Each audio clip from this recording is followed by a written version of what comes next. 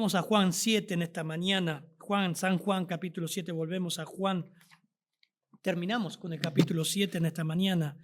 Leyó el hermano Juan capítulo 7, y desde el versículo 37 al 52 termina la fiesta de los tabernáculos. El octavo día, dicen el último día, en el último y gran día de la fiesta, Jesús se puso en pie y alzó la voz diciendo: si alguno tiene sed, venga a mí y beba. El que cree en mí, como dice la Escritura, de su interior correrán ríos de agua viva. Esto dijo del Espíritu que habían de recibir los que creyesen en él, pues aún no había venido el Espíritu Santo, porque Jesús no había sido glorificado. Perdón, no avisé que los niños pueden subir. Sí, los niños y los bebés con los papás. Último y gran día de la fiesta. El Señor se puso en pie y clamó a gran voz. Alzó la voz, gritó. Hoy vamos a ver, hermanos, los efectos que tuvo esta hermosa invitación en un trasfondo de una celebración de la fiesta de los tabernáculos, donde estaba cargada de simbolismos por la vivencia en el desierto de los israelitas. Último gran día, probablemente se refiere al octavo día de la fiesta. El Señor alza la voz y da una tierna y hermosa invitación. Si alguno tiene sed, venga a mí y beba. El que cree en mí, como dice la Escritura, de su interior correrán ríos de agua viva. ¿Qué efectos tuvo? Porque Juan lo que muestra acá, hay efectos. Efectos en las multitudes, efectos en el creyente, efectos en las autoridades, hubo efectos. Siempre ante la palabra de Dios va a haber efecto. Isaías 55:11, no lo busquen, dice que su palabra nunca vuelve vacía. Pero lo que te está diciendo ahí es que va a dar efectos. No siempre a la Biblia le van a responder que sí, también le van a decir que no. Pero va a haber una respuesta, o que sí o que no. Hay causa y efecto. A la invitación y al desafío de las Escrituras va a haber efectos. Así que, en primer lugar, del versículo 37 al 39, vamos a ver que la invitación la hace a los creyentes. Juan, por favor, nuevamente. La invitación la hace a los creyentes y va a tener un efecto. Así que en esta mañana evaluemos si en la invitación del Evangelio de Jesucristo en nuestra vida hubo este efecto. ¿Qué nos dice? 37 al 39, nuevamente. Jesús se puso en pie y alzó la voz diciendo: si alguno tiene sed, venga a mí y beba. El que cree en mí, como dice la Escritura, de su interior correrán ríos de agua viva. Esto dijo del Espíritu que habían de recibir los que creyesen en él, pues aún no había venido el Espíritu Santo, porque Jesús no había sido aún glorificado. Algo interesante en este pasaje a su invitación, esta es la invitación, es la forma con que Jesús hace la invitación. Se puso de pie. ¿Notaron eso? Versículo 37. Jesús se puso en pie. Quizás vos decís, bueno, está bien. Muchos de nosotros, usted, pastor, enseña parado. Es más, ahora lo está haciendo. Pero no era lo normal. Los rabí enseñaban sentados y estaban en el templo. Jesús se puso en pie para que todos lo vieran y escucharan su proclamación. A esto unile que alzó su voz, eso es, gritó, habló muy fuerte en esta fiesta. Por eso, todos han dirigido su mirada a él y su oído. Era imposible no oírlo. Imagínate eso, ¿no? El Señor hablando fuerte. A veces las películas que vemos de Jesús lo hacen tan afeminado. Es asqueroso. ¿No? Si han visto. Jesús tierno, que se ofende, que es dolido. Pero Señor, imagínate el Dios encarnado, el carácter, el temple, su voz, su enseñanza. Imagínatelo cuando tira a todos los cambistas las monedas en el templo. Es más, ante lo que él enseñaba, dice que la gente decía, vas a ver los alguaciles, los guardias del templo, que dice, quedaron impresionados con cómo enseñaba, la autoridad que salía de él. Hizo una invitación, no es la primera invitación que él hace. Juan 3:12 dice, si os he dicho las cosas terrenales y no creéis. San Juan 3:12. ¿Cómo creeréis si os dijereis las celestiales? Nadie subió al cielo sino el que descendió del cielo, el Hijo del Hombre, el que está en el cielo. Y como Moisés levantó la serpiente en el desierto, así es necesario que el Hijo del Hombre sea levantado, para que todo aquel que en él cree no se pierda, mas tenga vida eterna. Netamente evangelístico Juan. Pero registra invitaciones del Señor. Juan 5:24, que me encanta, lo usamos mucho para evangelizar. De cierto os digo, el que oye mi palabra y crea el que me envió, tiene vida eterna y no vendrá condenación, mas ha pasado de muerte a vida. Juan 5:24. Juan 4:10 no es la primera vez que habla del agua de vida o agua viva. Juan 4:10 respondió Jesús y le dijo, si conocieras el don de Dios, ¿y quién es el que te dice, dame de beber? Tú le pedirías y él te daría agua viva. ¿Con quién está hablando? La mujer samaritana. Es la imagen también de Isaías o el Salmo 42. Dice, en aquel día dirás, cantaré a ti, oh Jehová, pues aunque te enojaste contra mí, tu indignación se apartó y me has consolado. He aquí, Dios es salvación mía. Me aseguraré y no temeré, porque mi fortaleza y mi canción es Jehová, quien ha sido salvación para mí. Sacaréis con gozo aguas de la fuente de la salvación. Siempre el agua está asociada con la salvación. Era un término conocido para los judíos en tierra árida y más, rememorando su vivencia en el desierto. Agua como símbolo de salvación. La sed era una imagen apta para la necesidad de salvación personal. Su invitación fue tan importante que le llevó a ponerse de pie. Por lo general, los judíos enseñaban sentados. William Hendrickson hace una nota sobre este pasaje. Dice, siendo un símbolo tan adecuado para salvación, hablando en forma metafórica, en un sentido, todos los hombres tienen sed. Es decir, por naturaleza, todos carecen del agua de vida. Ahondando un poco más, solo tienen sed los que han sido regenerados y han recibido el llamamiento interno. Dame de beber. Después la mujer samaritana cree en Cristo. Como resultado es la acción soberana de Dios en sus corazones. Sienten la necesidad del agua espiritual. Si bien en consecuencia la invitación hace al oyente responsable, solo aquellos que el Padre ha dado a Jesús acudirán a él a beber. Cierra William Hendrickson. Cuando bebe de la fuente que es Cristo, le dijo a la mujer samaritana, no tendrán sed jamás. Dice en Juan 4:13, respondió Jesús y le dijo, cualquiera que bebiere de este agua del pozo, volverá a beber y tendrá sed. Mas el que bebiere del agua que yo le daré, no tendrá sed jamás, sino que el agua que yo le daré será en él una fuente de agua que salte para vida eterna. Es interesante. Juan 6:35, Jesús les dijo, yo soy el pan de vida, el que a mí viene nunca más tendrá hambre, el que en mí cree no tendrá sed jamás. Cristo satisfaciendo todas las demandas de Dios y habla de una salvación completa.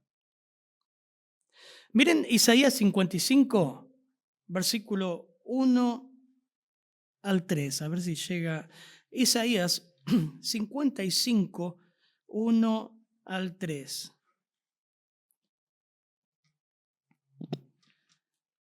A todos los sedientos, venid a las aguas, y a los que no tienen dinero, venid, comprad y comed. Venid, comprad sin dinero y sin precio vino y leche. ¿Por qué gastáis el dinero en lo que no es pan y vuestro trabajo en lo que no sacia? Oídme atentamente y comed del bien, y se deleitará vuestra alma con grosura. Inclinad vuestro oído y venid a mí, oíd y vivirá vuestra alma, y haré con vosotros pacto eterno, las misericordias firmes a David. Jesús hace una invitación cuando termina esta fiesta de los judíos a apropiarse de él, a ser salvos. Hay dos verbos que usa el versículo 37. Dice, si alguno tiene sed, venga a mí y beba. Es interesante porque son imperativos, pero si usted lo ve ahí, son imperativos en modo presente, continuo. Venga a mí, estén viniendo a mí y bebiendo de mí. Es una acción continua. Está hablando de un Jesús que satisface nuestra sed espiritual todos los días, toda la vida, todo el tiempo. Como dice Juan 15, porque separado de mí, nada podéis hacer. Él satisface toda nuestra necesidad espiritual. Por ejemplo, por supuesto, la salvífica, pero todo el tiempo. Y hay otro, en versículo 38, dice el texto, esto dijo, en versículo 38, perdón, el que cree en mí, como dice la Escritura, de su interior correrán ríos de agua viva. Cree en mí también tiene una partícula que comunica la idea de confianza y compromiso en entrega a alguien. Creer en Él significa apropiarte, confiar y entregarte a Él. Los demonios creen en Él, pero no se entregaron a Cristo. El Señor está haciendo una invitación a la salvación, a apropiarse de Él, a entender que Él es el único que va a satisfacer toda nuestra vida y principalmente nuestra necesidad de perdón. El que cree en mí, como dice la Escritura, de su interior correrán un río de agua viva. Fíjense que esa invitación también trae una consecuencia, trae una consecuencia inmediata. De su interior correrán ríos de agua viva. ¿Qué es esto? ¿Qué está hablando? Está hablando de apropiarnos de Cristo, pero también dice que hay algo que ocurre en los que creen en Él. No lo vamos a leer porque es largo. Ezequiel 47 habla de la gran transformación que ocurrirá en Israel previamente al milenio, porque hay milenio. Léelo después, Ezequiel 47. Y habla de un gran río que fluirá desde el templo, volviendo el mar muerto en agua dulce. Un gran cambio geológico. Si bien esta terminología no está en el Antiguo Testamento, sí está hablando.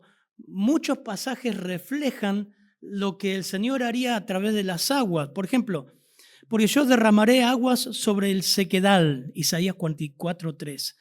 Y está hablando de influencia, de purificación, de salvación. Y ríos sobre tierra árida. Mi espíritu derramaré sobre tu generación y mi bendición sobre tus renuevos. Estoy leyendo Isaías 44:3. Samuel que tiene que hacer el inductivo.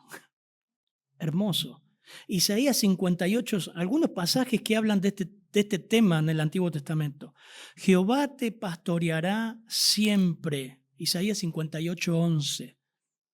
Y en las sequías saciará tu alma y dará vigor a tus huesos. Y serás como huerto de riego y como manantial de aguas, cuyas aguas nunca faltan.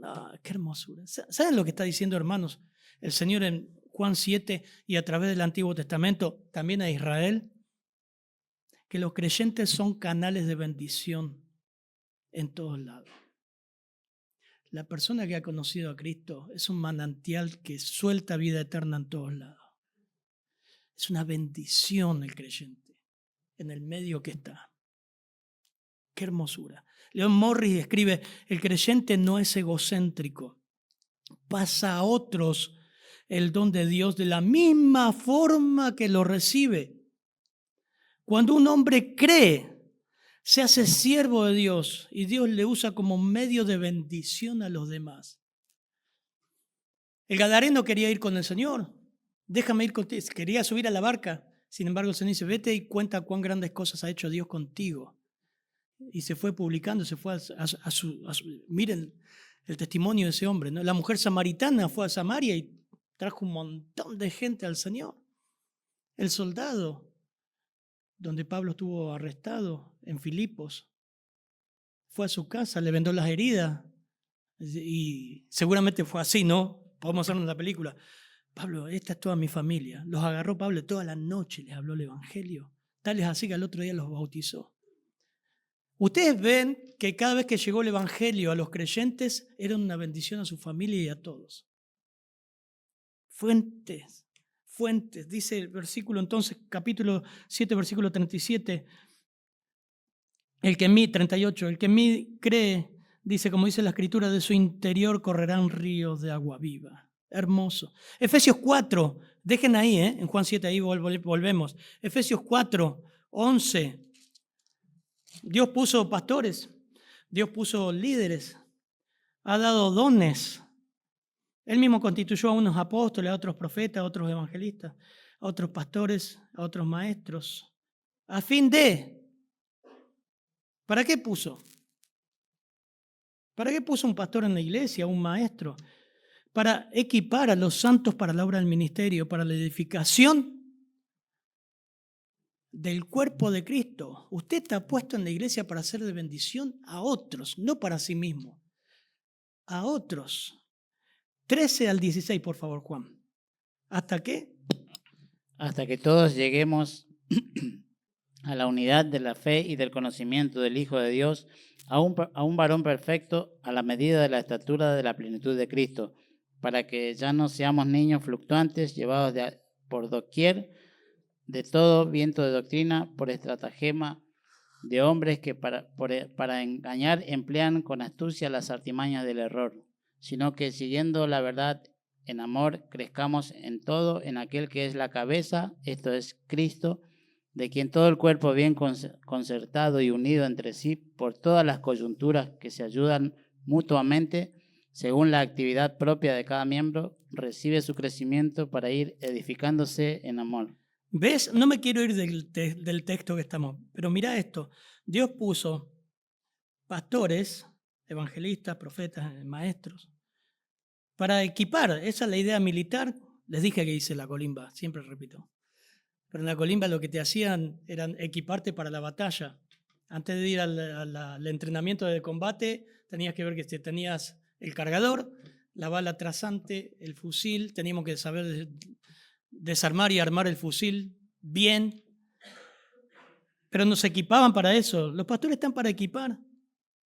Equipar, preparar, servir a los santos para que juntos hagamos la obra del ministerio, como termina que leyó Juan recién, donde todo el cuerpo bien concertado, unido entre sí, se ayudan. Hermano, se ayudan. No se combaten, no compiten, se ayudan mutuamente, según la actividad, enérgesis ahí, la actividad propia de cada miembro, según la energía de cada miembro. Por eso si vos estás mal, va a repercutir en la iglesia. Según la energía propia de cada miembro, recibe el crecimiento para ir edificándose. De eso estaba hablando Pablo, el Señor acá. De esto está hablando el versículo 39. Esto dijo del Espíritu que habían de recibir los creyentes en Él. Y de nuestro interior correrán ríos de agua viva, la operación del Espíritu Santo en nosotros. Juan acá relaciona dos eventos futuros, versículo 39. Él dice, esto dijo del Espíritu que habían de recibir los que creyesen en Él. Es bien claro, pues aún no había venido el Espíritu Santo porque Jesús no había sido aún glorificado. Está hablando de un evento futuro. Está hablando de la cruz, literalmente, versículo 39, pero también está hablando del momento histórico de Pentecostés, cuando los creyentes son habitados y donde a partir de ahí comienza a morar el Espíritu Santo permanentemente en cada creyente. Siempre, hermanos, operó el Espíritu Santo a través de toda la historia de la humanidad. En todo el Antiguo Testamento operó el Espíritu Santo. En la misma creación operó el Espíritu Santo. Salmo 51:11, David ora, no me eche delante de ti, no quites de mí tu Santo Espíritu. A diferencia, el Espíritu Santo venía y se iba, moraba, pero era para capacitar a los hombres que Dios usó. Salmo 139, el salmista dice, ¿dónde me iré de tu Espíritu? En Juan 3, 4 y 5, el Señor habla, cuando le habla a Nicodemo, que el que no naciere de agua del Espíritu, el Espíritu es el quien regenera, el que hace una persona convence de pecado, justicia y juicio. Pero después de Pentecostés, en Hechos 2, todos los creyentes, todos los que creyeron en Él, recibieron el Espíritu Santo de manera total. No en parte, no es una élite. Usted recibió el Espíritu. Vieron que cuando hacíamos el curso y el discipulado, algunos hermanos que vienen de algunas iglesias, pero le preguntaban, ¿pero recibiste el Espíritu Santo o no? Pero ¿cuándo se recibe el Espíritu Santo? Y tenés que saltar, tenés que tener un fuego. Es en el momento del bautismo, es el momento... ¿Te bautizó el Espíritu Santo o no? Y esto es una confusión que lo vamos a ver en Fundamento de la Fe. Pero 1 Corintios 12:13 dice, porque por un solo Espíritu fuimos todos bautizados. Baptizo, la palabra es sumergir en, colocar en un cuerpo, sean judíos, griegos, esclavos o libres. No es el apóstol, no es la pastora que recibió el Espíritu, es ungido, es el ungido de Dios porque fue bautizado por el Espíritu. Ah, sí. ¿Y yo qué? Yo creía en Cristo, me humillé, me entregué a Él. ¿En qué momento ocurre eso? En la salvación, en el mismo momento que crees y te entregas al Señor. Que entendés el Evangelio.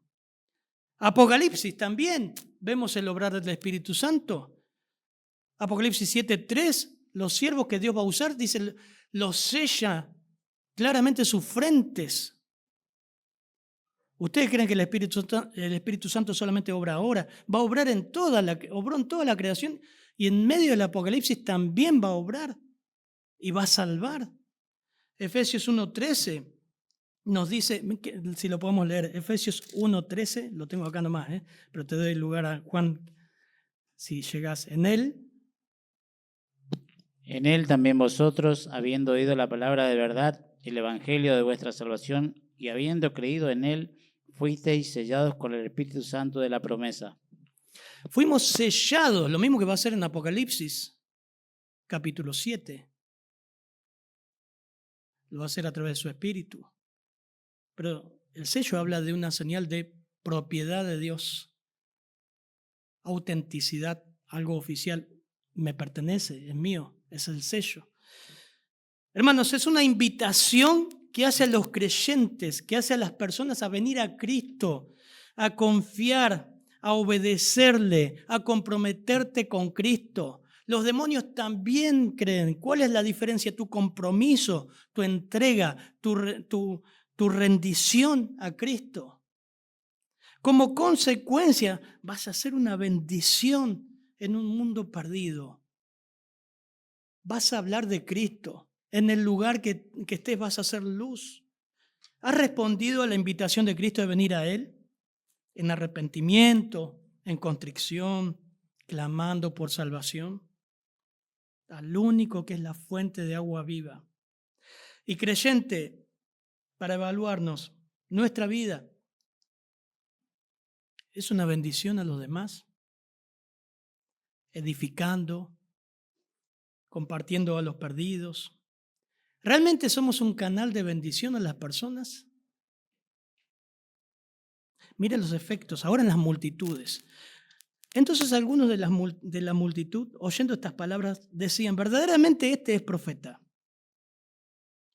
41. Otros decían, este es el Cristo. Punto seguido. Pero algunos decían, de Galilea debe venir el Cristo. 42. ¿No dice la Escritura que del linaje de David y de la aldea de Belén, de donde era David, ha de venir el Cristo? 43. Hubo entonces disensión entre la gente a causa de él. 44. Algunos de ellos querían prenderle, pero ninguno le echó mano. Termina el Señor su discurso y su invitación y se produjo por lo menos cuatro efectos o 4 reacciones entre toda la gente, del 41 en adelante. Miren el primer grupo, versículo 40. Entonces algunos de la multitud, oyendo estas palabras, decían, verdaderamente, este es profeta. O sea, estos de la multitud no eran los de la guardia, ni eran los líderes de judíos. Esto era gente del pueblo. Lo que dice está bien. La multitud responde, en este grupo, responde positivamente. Pero realmente no había mucha profundidad en este grupo. Estaban convencidos que era un profeta. Nada más. Les impresionó quizás las sanidades, no tanto el contenido, sino por ahí le impresionó la manera solemne y autoritativa que hablaba. Y ellos decían, bueno, es alguno de los profetas. Algunos judíos pensaban que el profeta y el Mesías serían la misma persona. Estaban en lo correcto, pero eran convencidos. Hasta ahí. No pasaba más que eso. Decir, bueno, me gusta escuchar sobre Jesús. Sí, fue un hombre realmente inigualable. Quizás hay muchos en las iglesias. Quizás estás escuchando esto y decís, me gusta escuchar. Yo sé que fue una persona especial. Y lo que dice es cierto. Estás convencido que es bueno lo que estás escuchando, pero eso no te salva. Eso no te salva. 41. Dice, otros decían, este es el Cristo. Otros de la multitud, sabiendo la distinción entre profeta y el Mesías, fueron más lejos, afirmando que Jesús era más que profeta. Era el Mesías, era el ungido, era el Cristo. Algunos habrán visto las señales, pero estos confesaron lo mismo que dijo Pedro en Juan 6, Juan 6, 68 y 69, que no podemos olvidar la declaración que el apóstol Pedro hace ahí. Le respondió Simón Pedro, Señor, ¿a quién iremos? Tú tienes palabra de vida eterna, y nosotros hemos creído y conocemos que tú eres el Cristo, el Hijo del Dios viviente. Quizás esto era un grupito chiquitito, la pequeña manada de Lucas 12, un grupito chiquito que dijo, ¿a quién iremos? Nosotros sabemos que tú tienes palabra de vida eterna, tú eres el Cristo, el Hijo del Dios viviente. Este grupito, estos otros, versículo 41, dijeron, este es el Cristo. Ojalá, hermano, ojalá eso sea tu convicción en esta mañana. Que hayas llegado en un punto en tu vida que decís, lo que se está hablando acá en esta iglesia, hablan de un Jesús que da vida eterna, al cual yo me debo humillar. Quiero que sea mi Cristo. Este es el Cristo que yo quiero creer. Este es el Cristo que quiero creer, no el que veo en un crucifijo. El Cristo de la Biblia. Y esta gente parece que llegó a esta convicción. Eran los menos. Tercer grupo, pero algunos decían, 41 la otra parte y 42, por favor, Juan, hasta el 43.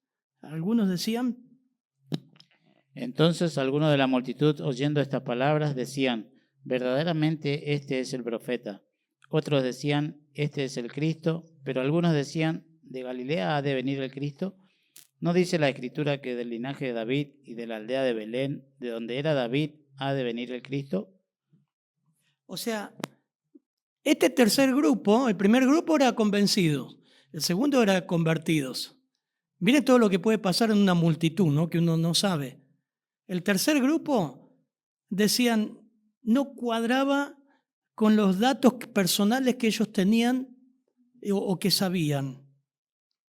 hacen preguntas retóricas como para que se responda no es.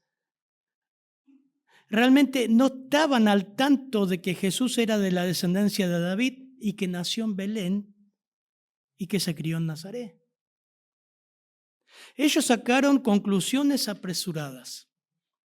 Ellos empezaron a decir, de Galilea debe venir el Cristo. ¿No dice que venía del linaje de David, de la aldea de Belén? ¿De dónde era David? ¿Ha de venir el Cristo? Hubo disensión, cisma. La palabra disensión ahí es cisma, es una gran distancia. Este es el grupo de los confundidos. Pero mire, confundidos, pero sacan conclusiones apresuradas sin estudiar las Escrituras. Este grupo no sabía nada. Es más, sí de Galilea de venir de Cristo. Después en el versículo 52, ahora vamos a llegar, las autoridades judías también llegaron a la conclusión, dice, ¿sabés que le dijeron a Nicodemo, de Galilea no ha salido profeta? Mentira. De Galilea salió Jonás, Nahum, Oseas y otro grupo de profetas. Pero ni siquiera estudiaban la Biblia. Eso trajo como resultado, dice, disensión, cisma, entre la misma gente.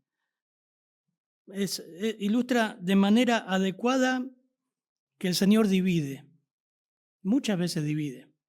Pero también, entre paréntesis, hermanos, muchas veces somos precipitados en sacar conclusiones sin estudiar las Escrituras. Sacamos conclusiones escatológicas, sacamos conclusiones teológicas. Yo a esta iglesia no voy porque son calvinistas, porque creen en la elección. ¿Vos te tomaste el tiempo para estudiar en la Biblia qué es la elección y de qué habla esa doctrina? Yo no voy a esta iglesia porque creen en el arrebatamiento. Voy a otra iglesia porque no creen en el milenio. Pero vos te tomaste el tiempo para estudiar qué dice la Biblia acerca de eso. No lo que dice Calvino, no lo que dice Spurgeon, no lo que dice MacArthur, estudiarlo. El domingo pasado estuvimos hablando de la iglesia de Filadelfia. Y les pasé en el inductivo el Nuevo Testamento en griego. Y les pasé la palabra que significa guardado fuera. Escritural, hermanos, del texto original. Yo sé que muchos puntos de la Biblia te van a traer conflicto. Hoy estudiamos del divorcio y el nuevo casamiento. Muchas de iglesias no lo quieren tocar el tema, no, porque se nos va la gente. ¿Cómo le vas a decir que no se puede divorciar? O que una persona que se casa de nuevo no está encuadrado dentro de lo que la Biblia dice. O que vivir en pareja es pecado. Y sí, son incómodos. Esta gente sacó conclusiones apresuradas y tomó partido. Lo mismo que pasó en Corinto. Este es el tercer grupo, los confundidos. Los confundidos. Sin tomarse el tiempo. Nosotros tuvimos acá hace muchos años, no muchos tampoco, pero un grupo de jóvenes también. Tomaban partido de que no había milenio, eran los reformados, eran esto, eran aquello. Dije, bueno, hagamos una conferencia sobre Apocalipsis y demos lo que expongamos la escatología. Todas las posiciones se fueron antes. No, fueron después, pero ninguno vino a la conferencia. Eso es necedad, orgullo. Tomaron partido.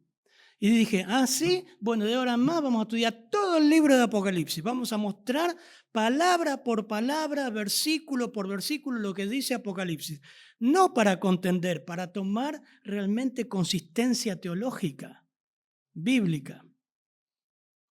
Esta gente, este tercer grupo, tomó partido. Se dividió y hablaban sin saber, porque sí, de Galilea vino el Cristo. Pero miren, había un cuarto grupo, versículo 44. Esto era el efecto en la gente. Esto pasa muchas veces a la invitación del Evangelio. ¿Qué pasó? 44. Y algunos de ellos querían prenderle, pero ninguno le echó mano. Estaban los convencidos, estaban los convertidos, que realmente pusieron su fe en Cristo, es decir, este es el Cristo, como dijo el apóstol Pedro. Estaban los que andaban ahí confundidos, sin estudiar, tomaban posición de lo que escuchaban por ahí, pero estaban también el grupo agresivo, hostil, que no pudieron echarle mano, evidentemente, como vimos en el versículo 30, algo invisible los detuvo. Esta es la gente más necia. Esta es de la que habla el Salmo 14:1. Dice el necio en su corazón, no hay Dios.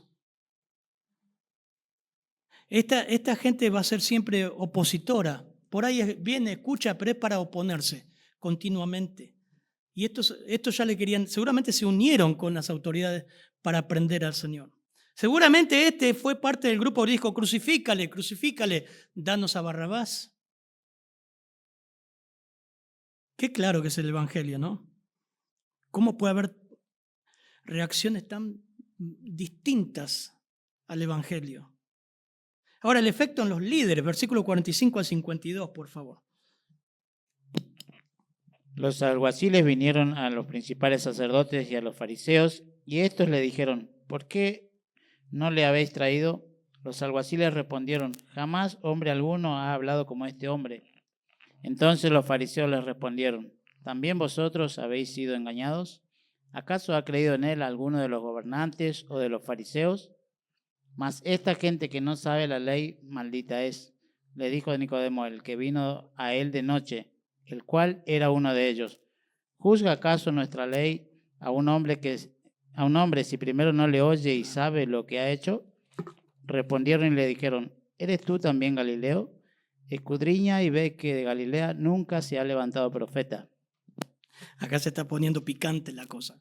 Son las autoridades judías. Y es interesante porque lo que nos muestra el texto que acá se unen dos sectas principales opositoras a Cristo con el deseo de eliminarlo. Los sumos sacerdotes que eran de la secta de los saduceos, que ellos se llevaban mal con los fariseos porque los saduceos tenían simpatía por los romanos y eran liberales. Los fariseos eran netamente legalistas. Acá se unieron. Se unieron.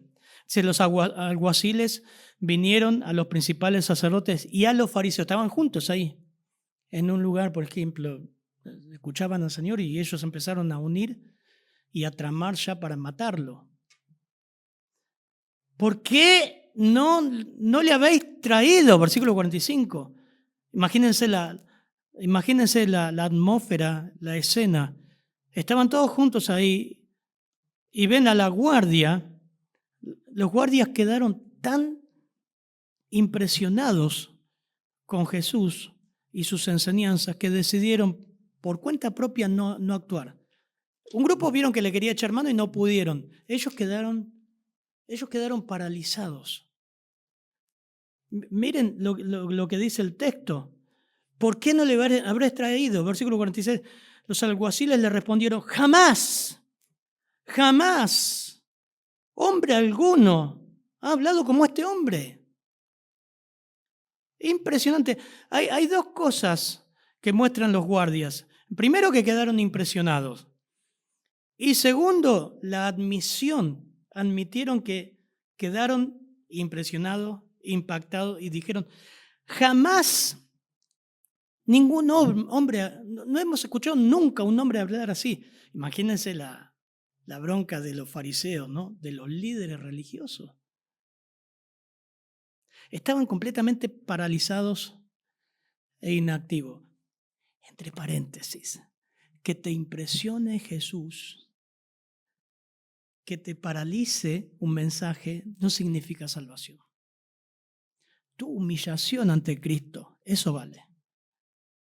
Porque no sabemos qué pasaron con estas guardias. Seguramente fueron parte después de apresar al Señor. O sea que esto es emoción. Quedaron impactados, impresionados, pero eso no habla de salvación. Cerramos paréntesis. Cuando los oficiales dijeron, jamás hombre alguno ha hablado como este hombre, un autor dijo, quisieron decir tan divinamente, con una gracia y verdad tan natural, convincente, eficaz. Hermoso, ¿no? Pero acordate, eso no salva. ante este hombre que habla tan bien y lo que dice la Biblia, tenés que humillarte. Si alguno viene a mí, dice, y no renuncia a sí mismo, no se niega a sí mismo, no puede ser mi discípulo. Es todo lo contrario a los mensajes que vas a escuchar o al psicólogo lo que te dice. Negarte a vos mismo. No tenés falta de autoestima, ya te estimas mucho, hermano. Por eso el Señor dice negarse a sí mismo. Nacemos amándonos a nosotros mismos. O elegís el tomate más feo cuando vas a la verdulería. Y decís, no, yo soy más humilde, se lo doy a otro. Nacemos amándonos. ¿Sabes cuál fue la primera palabra que dijiste cuando naciste? Tu mamá te lo va a decir. Las dos palabras que más decían, yo lo vi en mis hijas, no y mío. Porque naciste egoísta, nacimos así.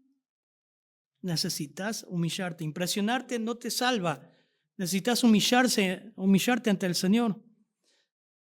Los principales sacerdotes, se refiere al sumo sacerdote, un dato importante, titular, y a los que habían sido sumos sacerdotes de su familia. Anás, el patriarca de la familia, había elaborado un sistema por el cual controlaba las decisiones del Sanedrín por medio de sus familiares que heredaban el puesto. Interesante, como hacen los políticos. ¿Qué es lo primero que hacen los políticos? Generalmente meter toda su familia o los amigos, los conocidos. Ustedes déjenlo ahí, no hablamos de ninguno, pero siempre pasa lo mismo.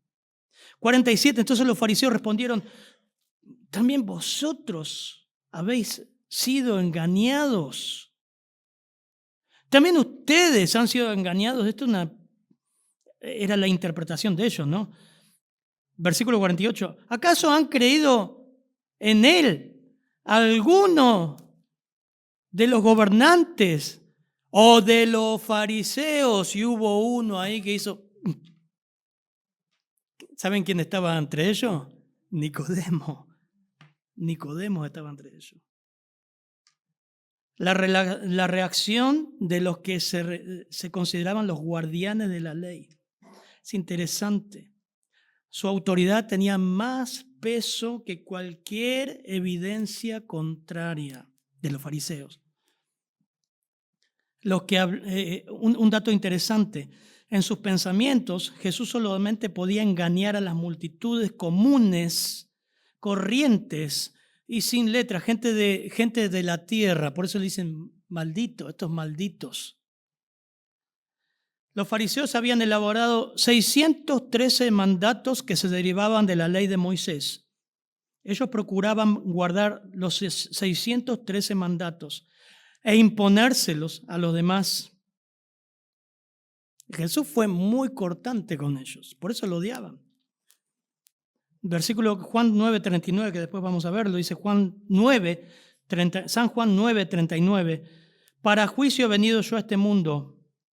Escuchen esto, para que los que no ven, vean, y los que ven sean cegados. Versículo 40 dice, entonces algunos de los fariseos que estaban con él, al oír esto, le dijeron, ¿acaso nosotros también somos ciegos? 41, el Señor le responde, si fueran ciegos no tendrían pecado, mas ahora porque decís, vemos, vuestro pecado permanece. ¡Wow! ¡Qué confrontación! ¡Qué tremendo! Había un fariseo que no pudo guardar silencio. Eso pasa, hermano, cuando sos del Señor, no podés permanecer oculto mucho tiempo. Si sos del Señor. Y versículo 50 dice algo.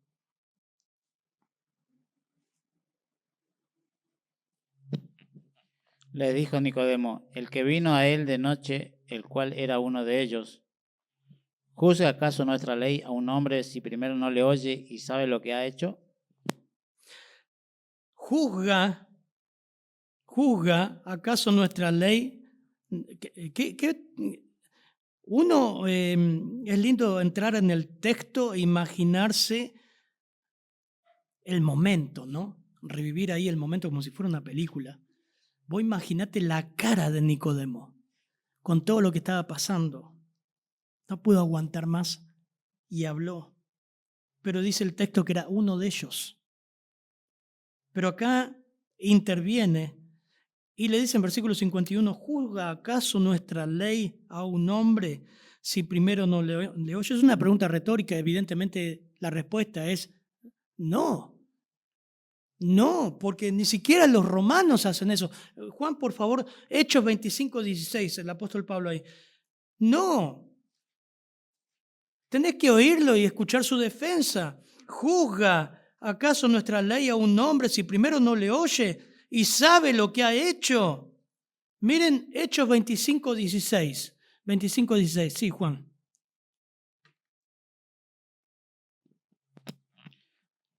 A esto respondí que no es costumbre de los romanos entregar a alguno a la muerte antes que el acusado tenga delante a sus acusadores y pueda defenderse de la acusación. Ni siquiera los romanos hacían eso. Pero ellos estaban llenos de odios, celo, envidia, no tenían el deseo de ser imparciales, así que atacaron ahora a Nicodemo. Respondieron y le dijeron, ¿eres tú también Galileo? Escudriña. Y ve que de Galilea nunca se ha levantado profeta. Ese es un ataque emocional de odio, ¿no? Porque los brutos eran ellos que no escudriñaban. Miren, eran arrogantes profesores de la ley, pero estaban equivocados. Tendrían que saber que Jonás era hijo de Amitai, quien moraba en Gat-Gefer. Eso es cerca de Galilea, un pueblo pequeño en Galilea, a pocos kilómetros al nordeste de Nazaret. Jonás era Galileo, Naún era Galileo, Osea era Galileo. Bestia. Pero estaban llenos de odio. ¿Saben lo que pasaba acá? Termina el versículo 52. Que a ellos, no, con el odio que tenían, con la postura que tenían, no les interesaba buscar la verdad. No tenían necesidad de buscar la verdad. Y eso es el peligro con que cerramos esta mañana. Que vos estés acá, quizá no sos hijo de Dios, lo sabés y ni siquiera tenés la necesidad de buscar la verdad. Gracias al Señor, dice que muchos sacerdotes obedecieron al Evangelio en hechos, pero no sabemos cuántos. ¿Ves tu necesidad de obedecer a la verdad? Jesucristo dijo, yo soy el camino, la verdad y la vida. Nadie va al Padre sino por mí. No es la verdad del pastor, no es la verdad de la iglesia, es la verdad de las Escrituras. Cristo es la verdad. A pesar de la burla de ellos, Nicodemo siguió buscando la verdad, se aferró a la verdad y encontró a Cristo. ¿Qué efecto está produciendo las palabras de Cristo en ti? ¿Dudas, escepticismo, controversia?